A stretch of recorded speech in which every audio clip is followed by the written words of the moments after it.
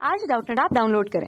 Doubtnut पर अपने सभी गणित, रसायन विज्ञान, भौतिक विज्ञान और जीव विज्ञान के डाउट्स का करो सफाया। बस प्रश्न की फोटो खींचो, एक ही प्रश्न को क्रॉप करो और तुरंत वीडियो सोल्यूशन पाओ। अभी डाउनलोड करें। तो प्रश्न दिया हुआ है कि नेत्र ज्योति अच्छी बनी रहे इस हेतु आप किन किन बातों का ध्यान रखेंगे। तो हमें उन बातों को बताना है जिसका हमें ध्यान रखना चाहिए अगर हमें नेत्र ज्योति अच्छी रखनी है। तो देखो, पहली बात तो ये होती है कि हमें टीवी कम देखनी चाहिए। टीवी कम देखनी चाहिए, कम देखनी चाहिए और लंबे समय तक नहीं देखनी चाहिए। ठीक है, और लंबे समय तक लगातार नहीं देखनी चाहिए। ठीक है, लंबे समय तक लगातार नहीं देखनी चाहिए। ऐसा होता क्यों है? ऐसा इसलिए होता है क्योंकि अगर आप लगातार टीवी देखते रहोगे और तो होता क्या है, जो टीवी से जो किरणें होती हैं, ठीक है, जो किरणें परावर्तित होकर आपकी आंखों में पड़ती हैं, तो वो क्या होती हैं, वो नेत्र लेंस को क्षति पहुंचाती हैं।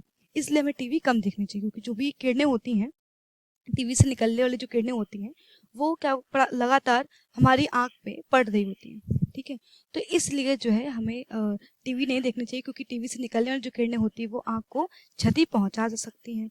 दूसरा है कि स्मार्टफोन का भी प्रयोग कम करना चाहिए। स्मार्टफोन का प्रयोग कम, क्योंकि स्मार्टफोन से भी क्या होता है, लगातार किरणें निकल रही होती हैं और लगातार उन किरणें हमारी आंख पे पड़ती हैं, जिससे हमारी आंख की रोशनी कम हो सकती है। तो इसलिए हमें स्मार्टफोन का भी प्रयोग कम करना चाहिए। तीसरा क्या है कि विद्यार्थियों को कम रोशनी में नहीं पढ़ना चाहिए। कम रोशनी में नहीं पढ़ना चाहिए।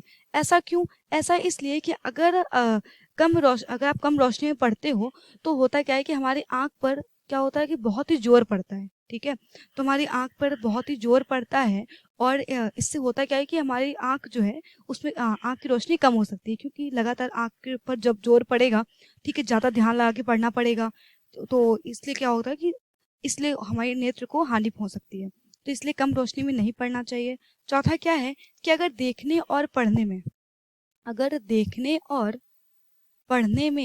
अगर समस्या होती है, अगर देखने और पढ़ने में समस्या होती है, तो तुरंत एक नेत्र विशेषज्ञ को दिखाना चाहिए। नेत्र विशेषज्ञ को दिखाना चाहिए। ठीक है, दिखाना चाहिए।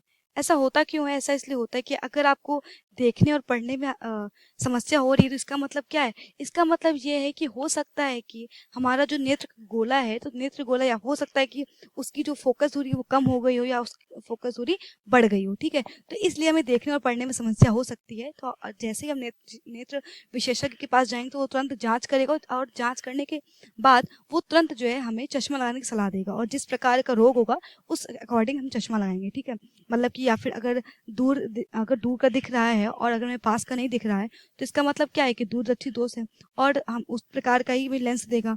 और अगर जो है निकट दृष्टि दोष है, तो निकट की वस्तुएं हमें दिख रही होंगी लेकिन दूर की वस्तुएं नहीं दिख रही होंगी, तो निकट दृष्टि दोष में हम लोग अवतल लेंस का प्रयोग करेंगे और दूरदर्शी दोष में हम लोग उत्तल लेंस से बने हुए चश्मे का प्रयोग करेंगे।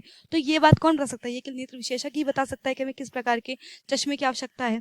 तो इसलिए जैसे ही देखने और पढ़ने में समस्या होती है, वैसे ही नेत्र विशेषज्ञ को दिखाना चाहिए। तो ये कुछ पॉइंट्स थे जिनका हमें ध्यान रखना चाहिए अगर हमें नेत्र ज्योति को अच्छा रखना है। तो यही हमारे प्रश्न का उत्तर है। धन्यवाद। कक्षा 6 से 12वीं से लेकर नीट, IIT, JEE वो एडवांस के लेवल तक 1 करोड़ से ज्यादा छात्रों का भरोसा।